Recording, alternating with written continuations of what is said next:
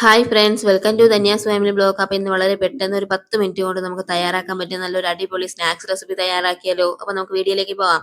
അപ്പോൾ റെസിപ്പി തയ്യാറാക്കാനായിട്ട് ഞാൻ ഇവിടെ ഒരു ബൗൾ എടുത്ത് അതിലേക്ക് 1 കപ്പ് ഗോതമ്പ് മാവാണ് എടുത്തിട്ടുള്ളത്. ഇനി ഇതിലേക്ക് 2 ടേബിൾ സ്പൂൺ അരിപ്പൊടി ആഡ് ചെയ്ത് കൊടുക്കാം കേട്ടോ. വറുത്തരിപ്പൊടിയോ ഏത് അരിപ്പൊടി വേണമെങ്കിലും ആഡ് ചെയ്യാമേ. ഇനി ഇതിലേക്ക് 1 ടേബിൾ സ്പൂൺ ജീരകം ആഡ് ചെയ്യുന്നുണ്ട്. അതിനോടൊപ്പം തന്നെ ഒരു 1/4 ടീസ്പൂൺ മഞ്ഞൾപ്പൊടി, 1 ടേബിൾ സ്പൂൺ കാശ്മീരി ചില്ലി പൗഡറാണ് കേട്ടോ ആഡ് ചെയ്തിട്ടുള്ളത്. ഇനി ഇതിലേക്ക് ഒരു മീഡിയം സൈസ് സവാള ചെറുതായിട്ട് കട്ട് ചെയ്ത് ആഡ് ചെയ്ത് കൊടുക്കുന്നുണ്ട്. അതിനോടൊപ്പം തന്നെ ഒരു കൈപ്പിടി അളവ് മഞ്ഞൾ ആഡ് ചെയ്യുന്നുണ്ട് കേട്ടോ. ഇനി അതിലേക്ക് 2 ടേബിൾ സ്പൂൺ തൈര് ആഡ് ചെയ്ത് കൊടുക്കാമേ. 2 ടേബിൾ സ്പൂൺ തൈരും കൂടെ ഒന്ന് ആഡ് ചെയ്തതിന് ശേഷം നമുക്ക് ഇത് കൈ കൊണ്ട് തന്നെ നമുക്ക് നല്ലോണം ഒന്ന് മിക്സ് ചെയ്യാം കേട്ടോ. ആദ്യം വെള്ളം ഒന്നും ഒഴിക്കാതെ ഈ തൈരിലൊക്കെ നമുക്ക് എല്ലാം കൂടെ ഒന്ന് മിക്സ് ചെയ്ത് കൊടുക്കാമേ. കൈ കൊണ്ട് ഒന്ന് മിക്സ് ചെയ്തതിന് ശേഷം ഇതിലേക്ക് നമുക്ക് കുറേശ്ശെ വെള്ളം ഒഴിച്ച് ഒന്ന് റെഡിയാക്കി എടുക്കാം കേട്ടോ. അപ്പം ഒരുപാട് ലൂസ് ആവാനും പാടില്ല, എന്നാൽ നല്ല കട്ടിയായി വരാനും പാടില്ല കേട്ടോ. ഒരു ബോണ്ടേരെ ഷേപ്പിൽ വേണം നമുക്കിത് കിട്ടാനായിട്ട്. അപ്പം നമുക്ക് ഇത് കുറേശ്ശെ കുറേശ്ശെ വെള്ളം ഒഴിച്ച് നമുക്കിതൊന്ന് കറക്കി എടുക്കാം കേട്ടോ. അപ്പം ഞാൻ ഇവിടെ കുറേശ്ശെ വെള്ളം ഒഴിച്ച് ഒന്ന് റെഡിയാക്കി എടുത്തിട്ടുണ്ട്.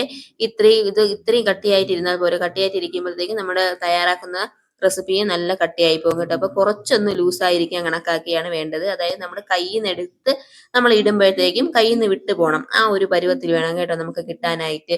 അപ്പോൾ അത് കണക്കാക്കി കുറേശ്ശെ നമ്മൾ വെള്ളം ഒഴിച്ച് ഒന്ന് റെഡിയാക്കി എടുക്കണം കേട്ടോ. അപ്പോൾ ഞാൻ ഇവിടെ കുഴച്ചെടുക്കുന്നുണ്ട്.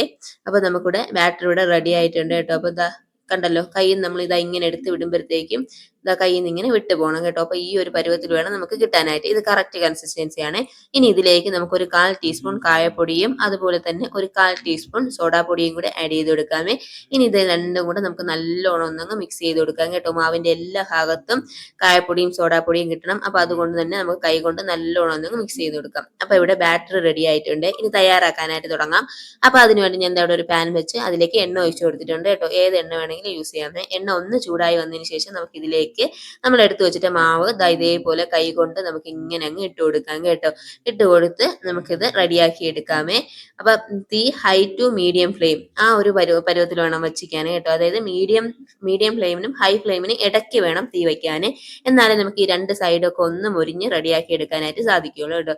അപ്പൊ ഇവിടെ എല്ലാ ബാറ്ററി ഇട്ട് കൊടുത്തിട്ടുണ്ട് കേട്ടോ. ഇനി നമുക്ക് തിരിച്ച് മറിച്ചും ഒക്കെ ഇട്ട് കൊടുത്ത് നല്ലൊരു ബ്രൗൺ ഷെയ്ഡാക്കി എടുക്കാം കേട്ടോ. ബ്രൗൺ ഷെയ്ഡാക്കി എടുത്ത് നമുക്കിത് വേവിച്ചെടുക്കാമേ. ഹൈ ഫ്ലെയിമിലിട്ട് കരിയിച്ചെടുക്കാനായിട്ട് പാടില്ല, അതിൻ്റെ ആ ഒരു ടേസ്റ്റ് കിട്ടില്ല കേട്ടോ.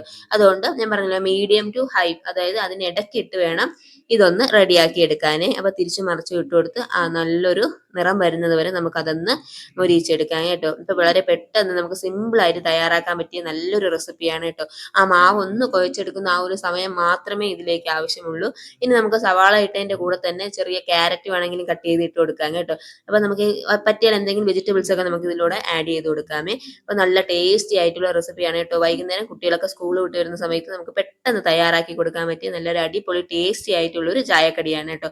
വളരെ ഈസി ആയിട്ട് നമുക്ക് തയ്യാറാക്കാം. അപ്പോൾ ഞാൻ തിരിച്ചും മറിച്ചും ഒക്കെ ഇട്ട് കൊടുത്ത് ഒന്ന് റെഡിയാക്കി എടുത്തിട്ടുണ്ട്. അപ്പോൾ രണ്ട് സൈഡും ഒക്കെ ഒന്ന് മുരിഞ്ഞ് കിട്ടിയിട്ടുണ്ട്. ഇനി നമുക്കിത് മാറ്റാം.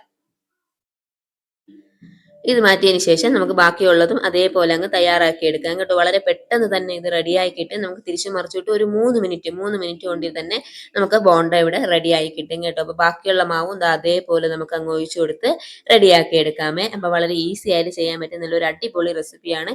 ഇതുപോലെ തന്നെ സിമ്പിളായിട്ട് ചെയ്യാൻ പറ്റിയ നല്ല നല്ല റെസിപ്പീസാണ് കേട്ടോ ഞാൻ മുൻപോട്ട് ഇട്ടിട്ടുള്ളത്. അപ്പോൾ അതെല്ലാം ഒന്ന് കയറി കണ്ട് ചാനൽ സപ്പോർട്ട് ചെയ്യാനും കുട്ടികൾക്കൊക്കെ ഒന്ന് തയ്യാറാക്കി കൊടുത്തിട്ട് നിങ്ങളുടെ ഫീഡ്ബാക്ക് കമൻസ് ആയിട്ട് അറിയിക്കാനും മറക്കരുതേ. അപ്പോൾ നല്ലൊരു അടിപൊളി സ്നാക്സ് റെസിപ്പി ഇവിടെ റെഡി ആയിട്ടുണ്ട് കേട്ടോ. സിമ്പിൾ ആയിട്ട് ചെയ്യാൻ പറ്റിയ റെസിപ്പിയാണ്. അപ്പം മസ്റ്റ് ആയിട്ട് എല്ലാവരും ഒന്ന് ട്രൈ ചെയ്ത് നോക്കണം. മസ്റ്റ് ആയിട്ട് എല്ലാവരും ഒന്ന് ട്രൈ ചെയ്ത് നോക്കൂ. നിങ്ങളുടെ ഫീഡ്ബാക്ക് കമൻസ് ആയിട്ട് അറിയിക്കണം കേട്ടോ. അപ്പോൾ വെറും 10 മിനിറ്റ് കൊണ്ട് നമുക്ക് തയ്യാറാക്കാൻ പറ്റിയ നല്ലൊരു അടിപൊളി സ്നാക്സ് റെസിപ്പിയാണ്. അപ്പോൾ എല്ലാവരും ഒന്ന് ട്രൈ ചെയ്ത് നോക്കൂ.